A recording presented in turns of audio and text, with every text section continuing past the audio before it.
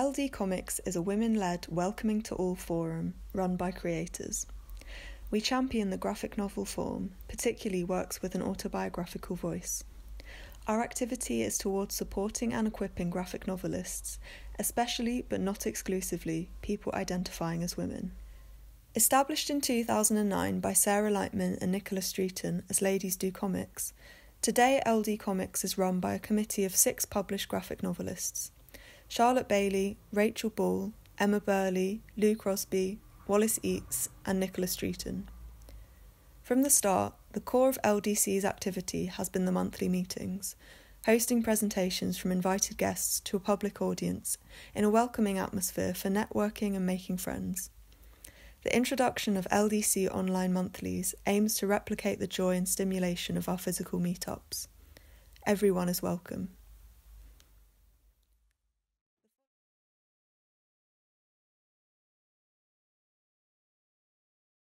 So I'm Scarlett and I'm the drawing one.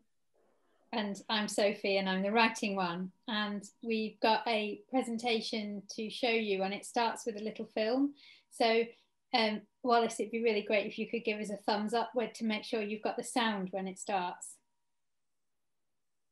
Hello, my name's Sophie and I'm the writing half of the Rickard Sisters. Hello, my name's Scarlett and I'm the drawing half of the Rickard Sisters. Sophie's always wanted to write books and has always had stories in her head and not ever got quite round to writing them down, and I've always just loved drawing. Right from when we were children, I've really enjoyed telling Scarlett what to draw. She has had a pen in her hand ever since I've known her. We both have a heritable condition, which is an invisible disability. It's called Ehlers-Danlos syndrome, and it affects our connective tissue. Being able to work together has been great for our health because we really understand each other, but also for our creativity because we are at our best when we're on the sofa talking to each other. It's turned into a way of life now, plotting and scheming at more than one book all the time, and we have more ideas than we can get out. So that says a little bit about our backgrounds, and just in a very quick way fill you in a little bit about why we work together the way we do and stuff. And we clearly, from this image, we are not from a particularly comics background. We were really into things like Janet and Alan Alberg when we were kids, Burglar Bill and the Jolly Postman, seminal works. I think these are the sequential art books that got us where we are today.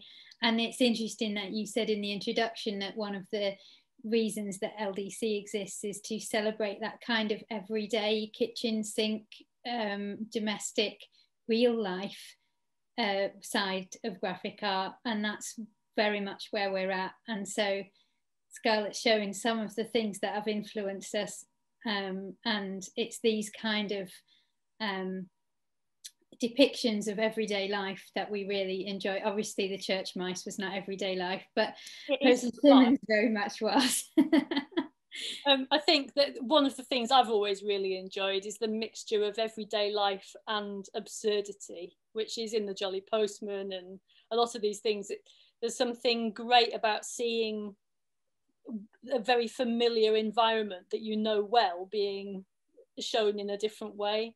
And Posy Simmons is just, she was quite influential when I was a teenager, just because she's so good at observing body language, and it's something that I'm really into drawing. I love drawing people interacting. One of the things that we have found with adapting work for graphic novel is the similarities to adapting things for the telly. And one of our real heroes is Sally Wainwright, and she is the person who made Gentleman Jack and Happy Valley and the brilliant film about the life of the Bronte sisters, To Walk Invisible.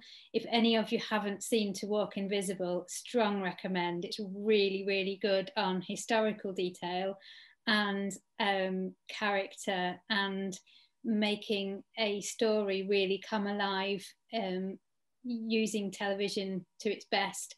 And I think that this is the kind of thing that we're aiming for when we're adapting for graphic novels. Yeah. Another of our big influences is when people say, like, why do you do this? What's the point? Is that there's a quote from Marx, which I have saved, that Scarlett's made into a beautiful graphic for us this evening, that Marx himself wrote that the great Victorian novelists, Dickens, Thackeray and the Brontes, used the issues of the world to make more social change than the political economists ever can. So by writing things like Oliver Twist and Hard Times, Dickens made more difference to people's actual lives than the politicians and the economists and the people who are campaigning on policy, because the way to really change people's hearts is through telling stories. And so that's very much in our minds when we're doing things. And although that sounds really serious, it can have a fun side, but it helps me keep going sometimes when you think, oh, this is a bit silly. There is more to it than that some of the time. This is our first book, which we really completely did just for fun, for ourselves. We were so naive. We had no concept of what we were doing it for, really. We weren't thinking, right, let's make a graphic novel or let's make a comic. We were just, Sophie wanted to write books and I wanted to draw books. And so it seemed like an obvious way to make a book. So we decided, we told the story, how we know best, of a very ordinary man called Terry Mann, who has a very ordinary job and a very ordinary house, but he has a very unsuitable dog that makes his life a misery. And the story is really his adventures with his dog and the ups and downs of their relationship. And of course, in the proper tradition, Terry finds love, but true love doesn't come easy. He loses his dog and all kinds of drama ensues. So as you can see, the setting was in the north of England where we both grew up, and the characters are very much of those parts as well. Like Scarlett said, we completely just decided to do it and then did it. We didn't even show it to any publishers. We felt that a publisher would try and tell us what to do or try and squash our creativity somehow. So we went straight for self-publishing through print on demand without even showing it to anyone. Yeah, we were too punk for publishing at that point. We just thought publishers would stop everything that we wanted to do. So what we did was, and this is quite a useful thing if you're thinking of self-publishing and you haven't got lots and lots of money and lots of space to store lots of books, what we did was we used a thing called Ingram Spark, which some of you may have already heard of. I'll put a thing in the chat about it afterwards. It's a print-on-demand service where you don't have to put in a lot of money to start off. It's, sort of 20 to 40 pounds when you like set up your documents and stuff, and then you just print as many books as you want. One of the reasons that I thought it would be a good idea for this one is that they do distribution. So they distribute it to bookshops for you. Which is on paper a brilliant idea, and we did pretty well with it in the sense that we got good reviews and people seemed to really enjoy the book. But one thing we did discover is that bookshops are kind of prejudiced against print on demand. So where it says it on the list, if it's got POD next to it, they don't automatically order it in unless someone positively goes in and asks for a copy. So that's something to bear in mind. But if you're going to print books to just have on your table or whatever and to sell yourself, it's a really good way of doing it without having to put in a lot of money to start off. So with Mann's Best Friend, we got great reviews and we got really good feedback from like the comic art shops, and Page 45 and OK Comics always keep it in stock. And we sell it ourselves from our website, but it's virtually impossible, it seems, to get it into Waterstones. So when it came to the next one, which Scarlett's showing you now, which is Blowborn Quietly, which is a historical true story told in the letter. So you're reading other people's letters and those letters are illustrated. That hasn't been published and it's sort of sitting there waiting to press go. And we could self-publish with Ingram Spark again, but we haven't done. And I think that we might prefer to do it the publishing way, apart from anything, just for the distribution, because it's so hard to get print-on-demand books into shops. Yeah. When it came to the Ragged Trouser Philanthropists, we kind of felt that this book, because it was, in fact, Sophie, you tell us a little bit about what the book's about. Yeah. Sorry. No, the original Ragged Trousered Philanthropists is a novel written by Robert Tressell, which is the pen name of a painter and decorator who lived in Hastings, and the book was written in and set in about 1910. So it's pre-First World War, and Robert Tressell had been reasonably well travelled, but he was pretty much on his uppers in Hastings, and he wrote this novel about the world around him, about a group of painters and decorators and their families, and how it was that society was constructed in a way that kept them poor. So the way that everything is arranged to benefit the people who already have something and to keep the people who don't have much in their place. And he found it very frustrating that his colleagues and workmates couldn't see this. And he wrote this fictionalized version of their world to demonstrate it. It's a book that's really famous and really well loved in left-wing circles, and people like Ricky Tomlinson and Jeremy Corbyn and all kinds of other socialists will quote it as their Bible. So we knew when we picked it up that it was something we had to treat carefully because people are so fond of it. But it was Scarlett's idea, and she came to me with the idea of doing it because it's such a long book and it's written in such Edwardian detail that it's not easy for a modern reader. I mean, I don't think it was an easy read when it was even first published. It's heavy going, isn't it? It's very, very long. 350,000 words or 250,000 words. Yeah. Lots of thousands of words anyway, that Sophie chopped out.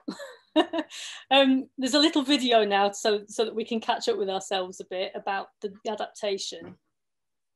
Oh no, sorry. First, we want to say about the process of finding the right publisher for it.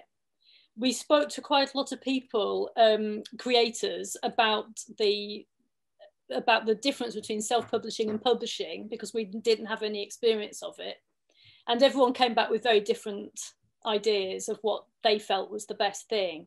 But because this book really needed to get to a wide audience, and we knew that with our experience of Mann's Best Friend, that doing it ourselves just wasn't going to get it out there big enough to get to people, we positively started looking for somebody who might be able to do it. And we saw that SelfMadeHero were bringing out the Communist Manifesto by Martin Rosen. So we thought, oh, well, they're obviously into a bit of left-wing literature. Let's try them. So I think the lesson from this is it's really definitely worth spending lots of time and energy looking at publishers' lists before you submit things to them, because you get such a positive response if you're showing them something that's related to things they have experience of publishing. Yeah.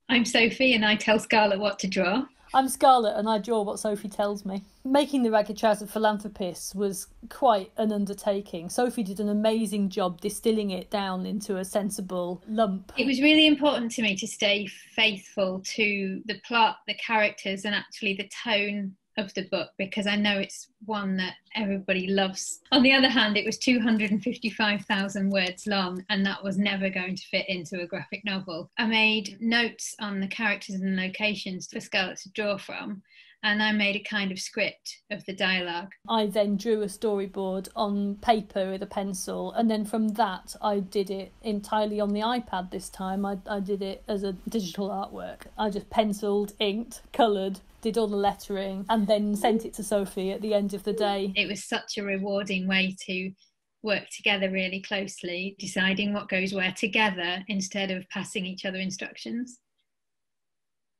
So this is, as you can see, quite different artistically to Mann's Best Friend. And it's interesting, when we did Mann's Best Friend, I very specifically drew it in a very sort of casual style, because I remembered as a teenager drawing stuff for my mates, just messing about quickly and it making them laugh. And so I wanted to do something in the same way, to not overwork it, to not overthink it, because I thought it would be funnier somehow. But this book needed to be a lot more kind of accessible to people who wouldn't necessarily read comics. You know, we were expecting that quite a lot of the people who might buy this and read it might be people who don't have any experience. I think one of the things that we were really, really aware of is that what we wanted to do with this book is to prioritise it being easy to follow and easy to read and making you feel things over style or being particular, you know. So we were trying to balance that the temptation to go really arty, although we have done some things like this picture that Scarlett's showing now that are not sort of figurative, but we've completely tried to make sure that everything we did made it easier for the reader to access what we were doing. And that included with the adaptation. Scarlett said that about me chopping it down, and if I'm honest, I went at it with nail scissors and then I went at it with kitchen scissors and it still wasn't enough. And I've learned so much. So a bit later, we'll tell you what we're on next. I have got garden shears on that one, if not like a hedge trimmer with petrol engine. So we've learned a lot with adapting the Ragged Trousered Philanthropists, but it's so important to keep the plot and the shape of a proper structured story. Helps everybody understand what's going on. If you go off in different directions and do things, unexpected things, just like adapting for the television, it really confuses people and makes them come out of the moment. Yeah, and I think it's kind of, I mean, one of the challenges of adapting a book that's very, very well loved by a lot of people who really, really rate it as an important thing that changed their lives in some cases, there's such a pressure on getting it right and not cutting out bits that everybody loves and not getting the tone wrong and all that sort of thing. It was quite an interesting process to sort of, all the time that I was making decisions about what stays in and what goes, I was really conscious that there was going to be people who really loved the original who were going to hate what I've done to it. And I'm touching wood. If that is true, they haven't told me yet. They've been too polite. So I think there are people who said that they're happy with the way that I've treated it. But I know what it's like. I'm a lot more sympathetic now. I mean, my favourite film adaptation of Sense and Sensibility misses out what I think is the most important scene. But I now understand that you've got to make choices, and if I think I could do better, I have to do it myself. Yeah, absolutely. And another thing about this was dealing with the historical accuracy question, which often comes up in period drama, you know, making period dramas as well. Similar sort of thing. What do you do really accurately, and what do you do just to help the story move along? That, you know, everybody is going to be an expert in one particular thing, and you can't possibly get everything right, especially when it's just us on our own. You know, we haven't got a big team of advisors or anything like that. We were really lucky in the sense that our background, our father is a joiner and he specialises in work in old buildings. So we had a lot of experience of old buildings. My husband's a painter and decorator. I worked with him for a few years on jobs, so I know what it's like.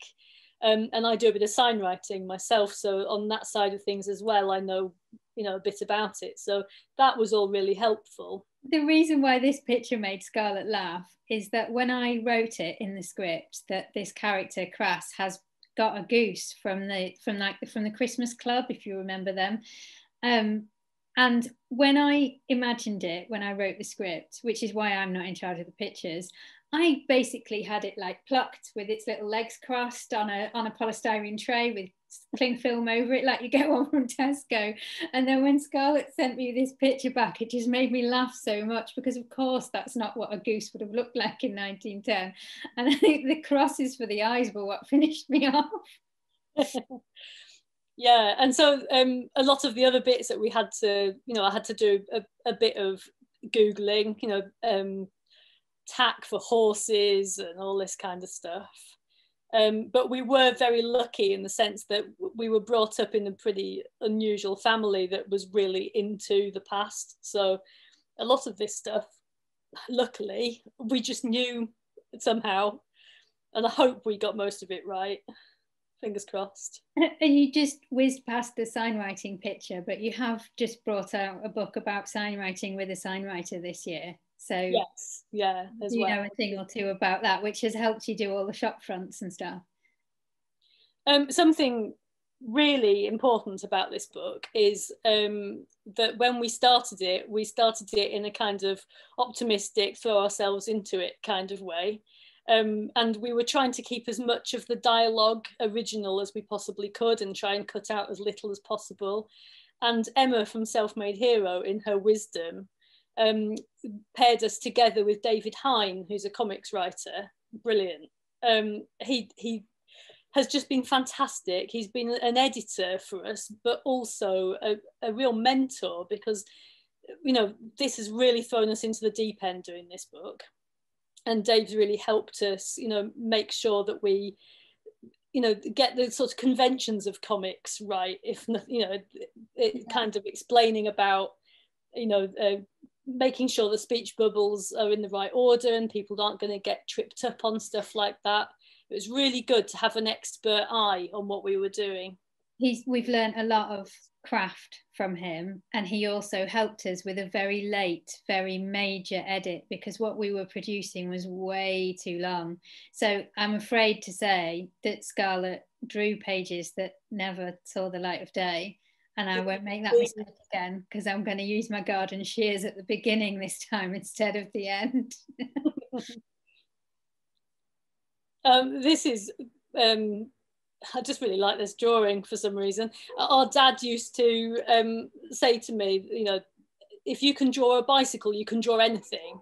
So I have to, when I was, a lot of the drawings in this book, especially joinery, I was thinking, oh God, my dad's going to see this and he's going to pick holes in it.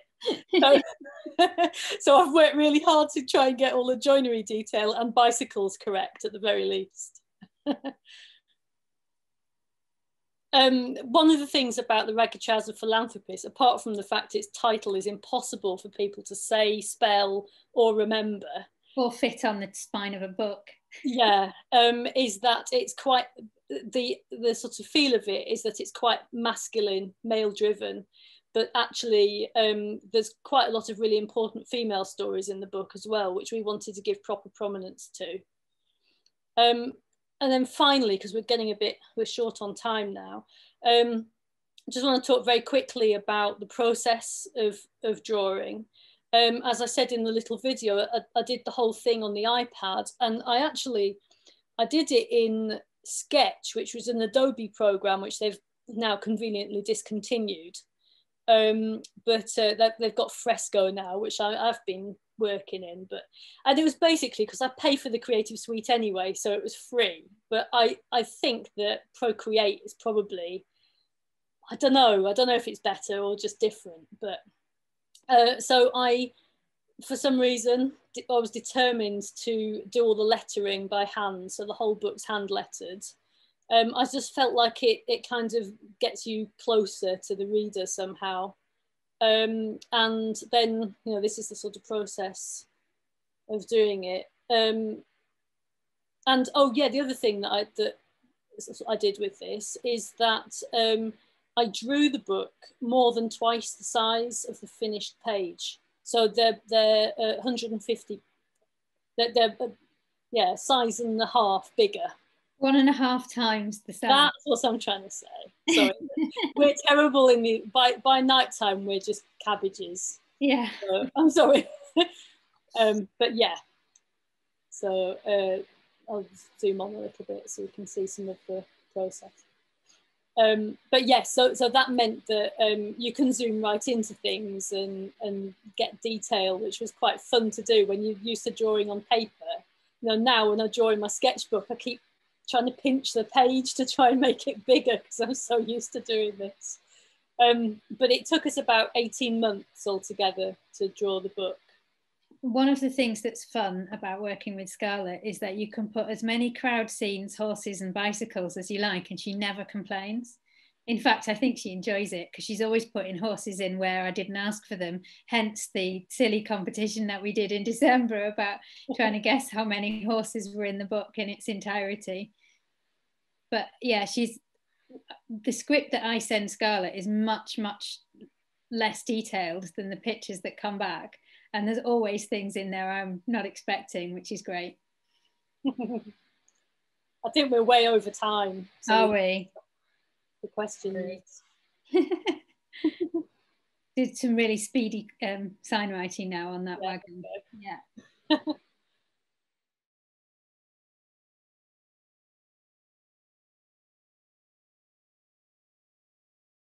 Okay, so hi everyone, my name's Sayra, and I'm going to talk to you today about the first graphic novel I've created, which is the only graphic novel I've created so far. Hopefully there's more to come in the future. So Mongrel, it's a project that started whilst I was doing my MA at Falmouth University. So the ideas started there really. I managed to complete 3 chapters by the end of it, and have a lot of the scripts drafted out, and I graduated and I had a few months off working full-time, and I went to Bangladesh for a month, and it meant that when I came back to the graphic novel, I could look at what I've created with fresh eyes rather than having the pressure of deadlines and ticking learning outcomes. So after this return to it, I did a lot of heavy editing. I completely omitted past chapters which were included, which I created on the MA, and heavily edited a lot. And then I felt ready to start approaching publishers and see if anyone wanted to get on board. And luckily that Tony Bennett saw a lot of potential within Mongrel, and I'll talk about that process a bit more as we go along. So this is the front cover, and you've got 2 halves of Shulna's face. So Shulna's the protagonist, and the stories told through her. So you've got 2 halves of the face representing her dual identity, one being the Muslim Bengali half and the other being the British half. And now you see that face sort of compiled together. So Shulna is the vessel that I use to communicate personal narrative, and why, you know, of course, hopefully you can tell the face is kind of based on me, but it's heavily stylized, and using an alternative name. It's a way to create distance between the author, myself, and the story, because really I wanted this to be, I know it's kind of hard to make an objective autobiographical story, but I wanted to place enough distance that I felt like I could be really honest and frank to like communicate the story, because this was very important with the important social themes within the book. Okay, so Shulna identifies herself as the mongrel quite early on in the story. So this is one of the opening chapter where it's building up to her wedding day, and she's asked in the left panel, "Can you confirm your name, please?"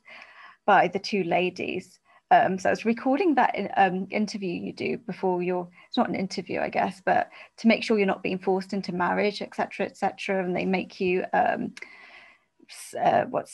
say what your father's occupation and things is. So anyway, she announces she's Shulna the mongrel, rather than giving her second name.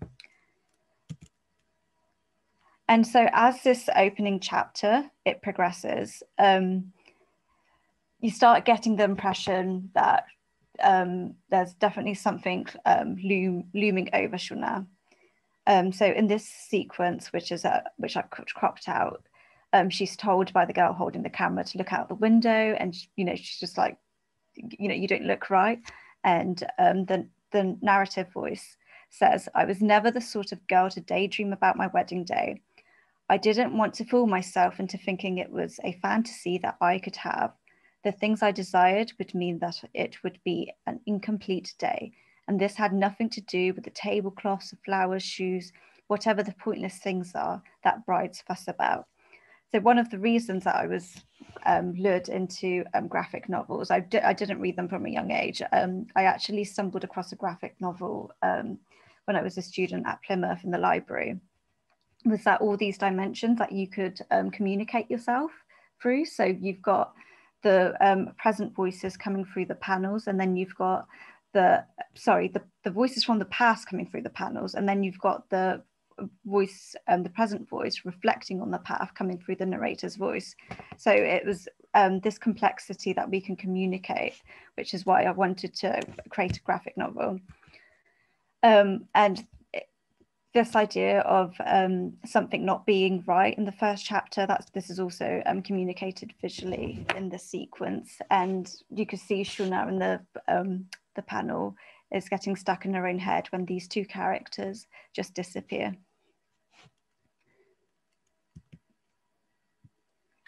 So the first chapter ends with this image, and this is the most detailed image, and that's because I used a reference image that I took in Bangladesh in 2016 of the village this story's based in.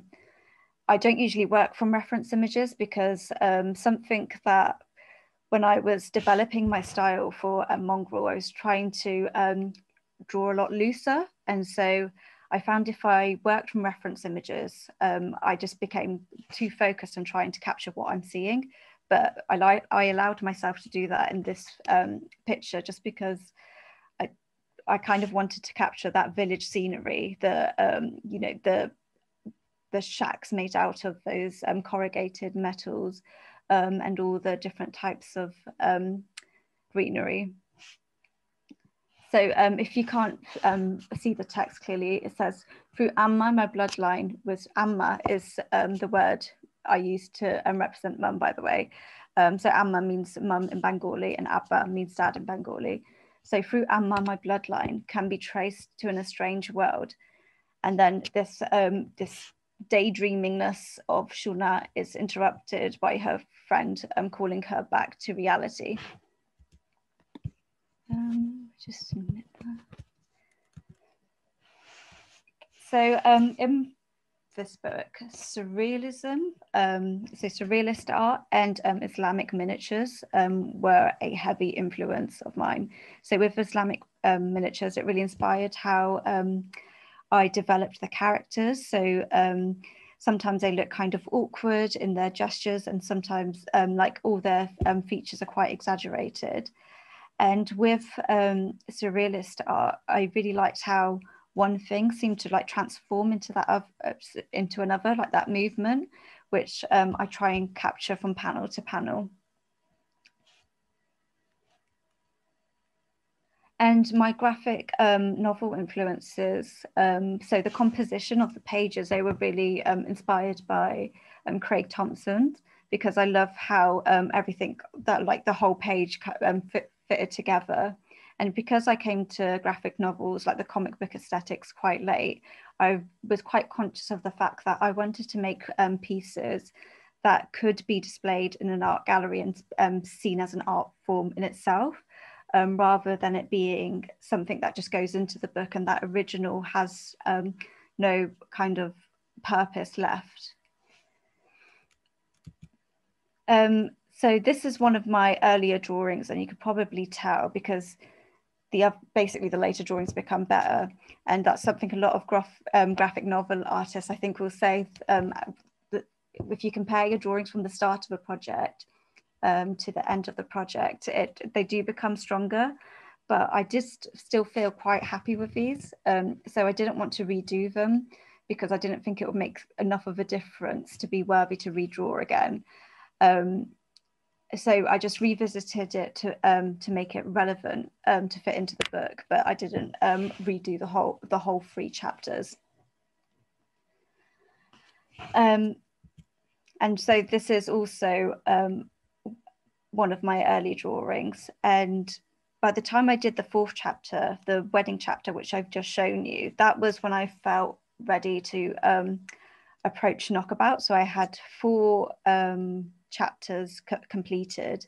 The rest of the book, not the rest of the book, most of the book was sketched out in draft drawings, just to communicate my ideas basically. And then some of the pages were still in script format. So how I came across Knockabout, and this is what the Rickard sisters were talking about just now, was I researched publishers, and rather than just sending out cold emails everywhere, to see who would actually be interested, who's interested in autobiography and stuff which is, you know, quite socially charged, and Knockabout was one of them. So I sent Tony Bennett, who's the founder of Knockabout, an email saying, can you just look at my work? And then he offered a meeting in London. So that was a drive to really get as much work as I could done with that meeting with Tony, because I really didn't want to waste that opportunity. And I stayed up a couple of nights before, like all night, putting together making this book, so I could go to that meeting and say, this is what I want to make. And which, if the camera's still on, you can see me. It was a book very similar to this one, not this exact one, because I let him keep it. And he said, after the meeting, basically, he couldn't say no to me, and that was exactly what my plan. So if I carry on, but after after this long process of editing I had gone through before approaching publishers, after Tony agreed to publish the book, there was still a lot of editing I needed to be done. So it was 330 pages, and I needed to reduce that down. And so the finished book is 264 pages. But as I was penciling more and more pages, it just kept getting longer and longer. So I just kept having to trim back and thinking, what is necessary, what is adding to the story, and what is just in there for my sake, for nostalgia. And because I wanted it to not be a nostalgia project, I wanted it to, serve a purpose, which I'll talk about at the end. So Shuna, the character, she worries about everyday things, like, am I going to pay my bills? Am I going to pass my uni module? But she also has these existential worries, like, looming over her, or the spiritual worries of, am I on the right path? Am I, am I a good person? And but she notices like that fear that religious people are brought up with, Muslims are brought up with as well, is that it lessens that fear of the present world. Like these worries that we have in contemporary life, they sometimes overweigh the worry of the afterlife. And so at the again, there's this just becoming the reader getting pushed into Shuna's head of she's just sitting with a glass of water, and then suddenly she becomes flooded in water. And at the bottom of the page it says, at what point did worrying over my career prospects overpower my fear of failing the ultimate test? So hell is a reoccurring theme within Mongrel, and I think perhaps hell is overemphasized when you're brought up with religion, rather than the good things about religion, like this, don't do this, you'll go to hell, and there's, judgment day waiting for you. And also hell is expression of Shuna's guilt, because being religious and living in the modern world, she doesn't always isn't always making sense of things.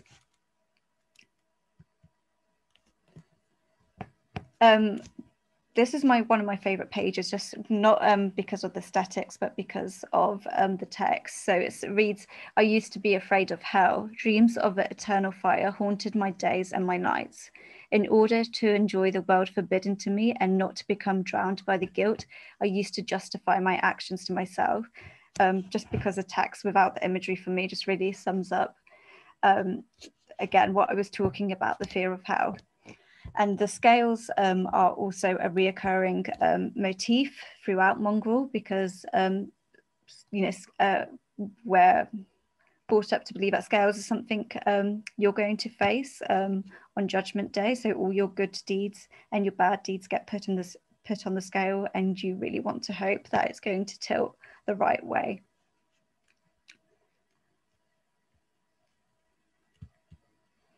And Shaitan is also reoccurring. So Shaitan, he's trying to lead you astray. He's trying to trick you to do bad things, and you need to listen to your parents because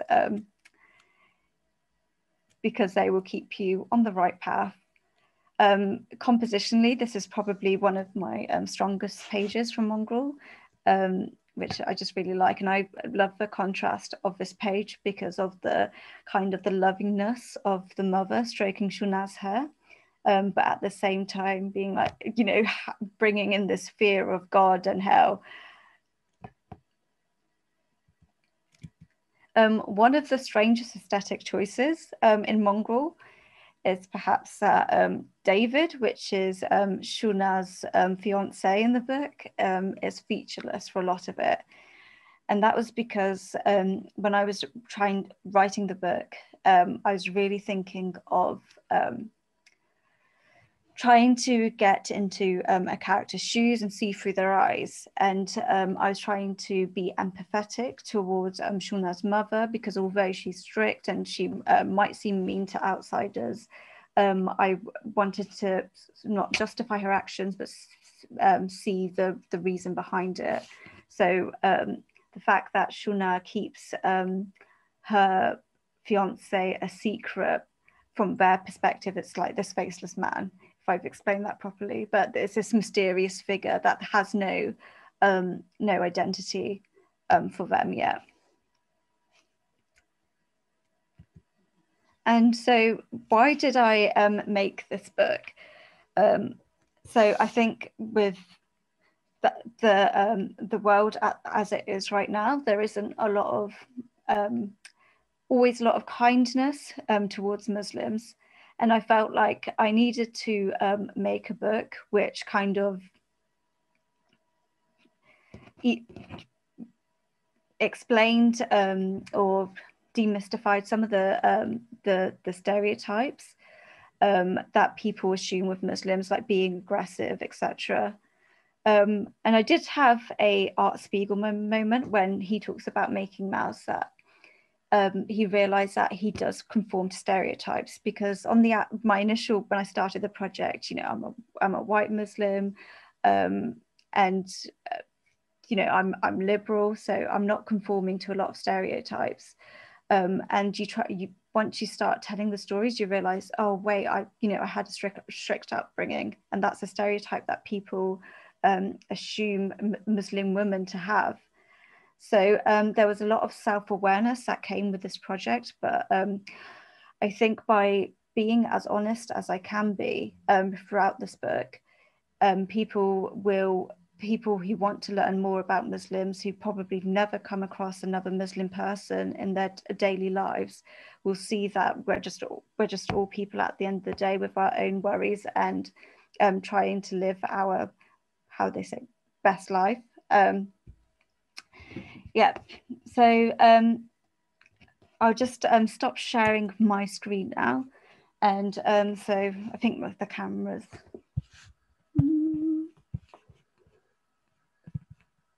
There, stop sharing. So this is the finished book in the end, which I'm kind of proud of.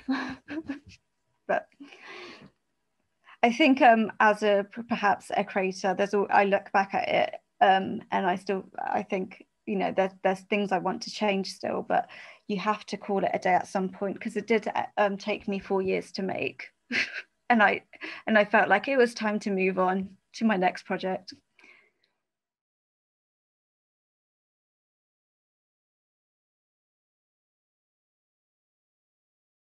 Okay, so I'm Niki, and I'm dialing in from Sydney, Australia, which I feel like it keeps being mentioned, but I guess that's important because my work is usually place-based.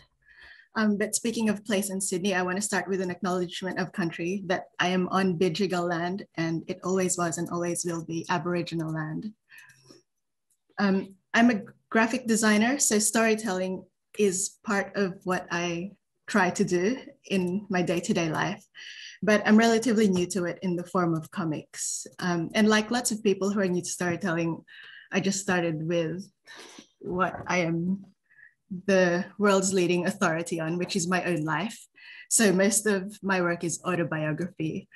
Unlike Sayra, I haven't managed yet to place that distance between myself and my work, but I'll get there.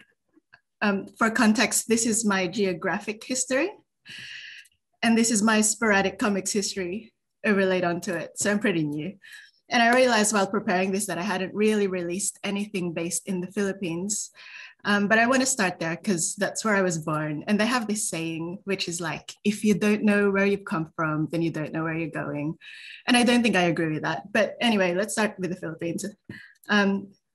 This is a panel from an idea that I was testing that I don't really have a complete story to, but I wanted to show it to you because this is based on the place that I was born. It's a small village on the coast on a medium-sized island. And I can't tell you the name because it's one of my password recovery answers. But until now, it hasn't been hugely developed or urbanized. So my memories are kind of childlike and basic, and they're giant snails and people live in coconut trees. So that's where I was born. And also about about the Philippines, I did this 4-pager about my paternal grandmother's experience in World War II, how they had to like live in the ground in holes that they dug, and how she lost her cousin, and how they put people in a church and burnt it. And this is on Good Comics. I thought it was important to have a record of that little bit of lived history from someone who is an unwilling participant in a war between aspiring empires, neither of which she was a part of. So jumping forward now to my main comics, this is 79 years later, about 8 hours flight later, to my mid-20s in Sydney in 2015. This is my comic, Shivers in London.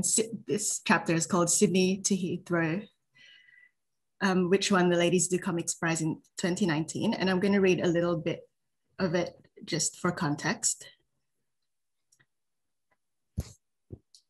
It's too slow. My life had been running its course satisfactorily since I was born. I was creative, unremarkable, and discontent. Chris was settled and happy. One of us had a good job, and we each had a dog. One luminescent white with a black nose and inner poise, that's Sammy. One brown with a black nose and anxiety which manifested whenever a door was open or closed, that's Augie. The abbot had just taken over the country. We decided to move to the other side of the planet. I'll post a link to this later on if you want to read it. So basically at the time, I felt like I was underachieving a little bit and I wanted a bit more chaos in my existence. And London really did that for me, for like career, for relationships, for finding new things to immerse and identify with.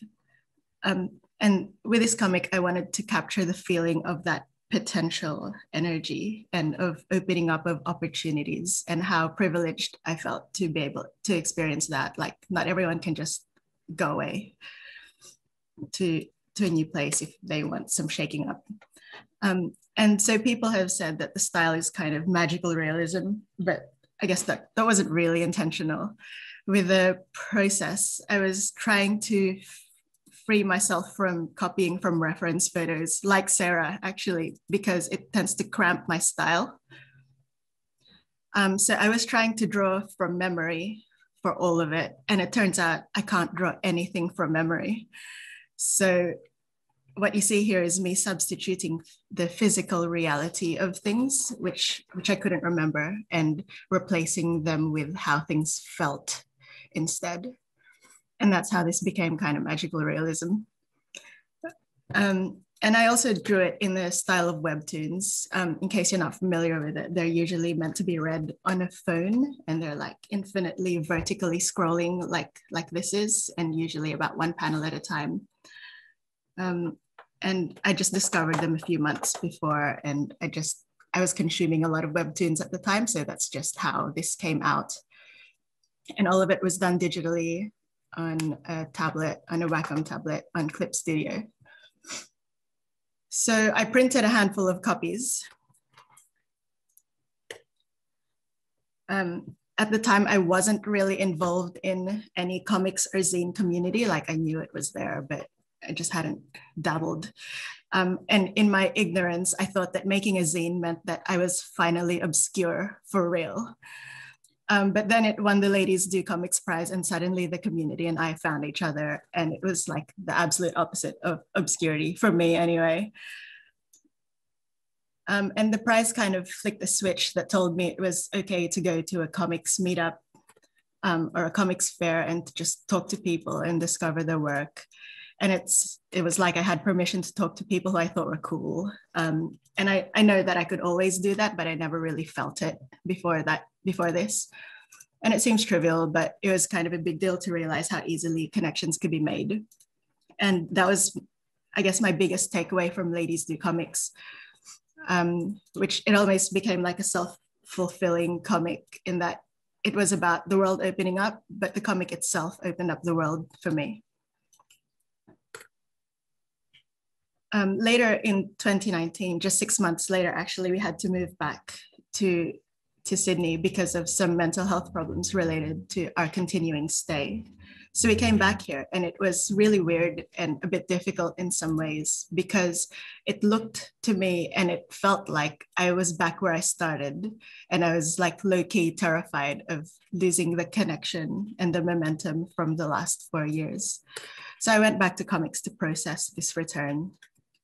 And because I work really slowly, it ended up also being a comic to process the general shit show that was last year. And at the time, I was writing and rewriting various scripts. I was trying to do something properly fantasy, but it kept becoming too allegorical.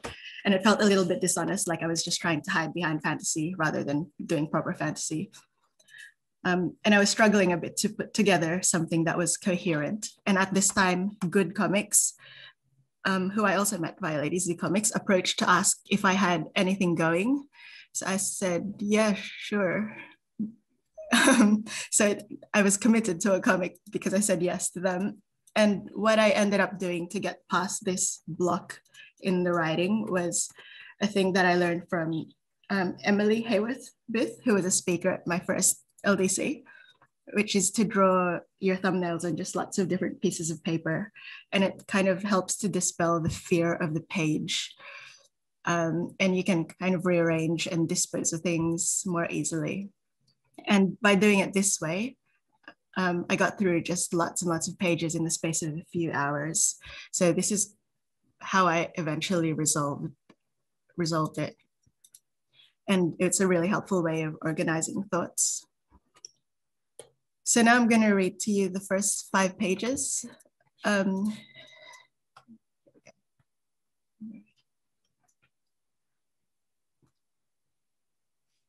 Though we tried to live lightly, we returned to Australia after 4 years overseas with more luggage than intended.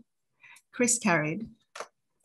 Things we carried were art, kitchen table, zines, climbing shoes, heartache, crutches, anxiety, clothes for colder winters, a grater from TK Maxx, ink, coffee grinder. We returned with things to look forward to, ideas about moving. We returned with expectations of bushwalks and blue skies. But the skies were red that summer. Dust from the burning bush settled in our lungs, leaving an unwelcome lining of pollutants and a reminder with every breath that it was time to do better.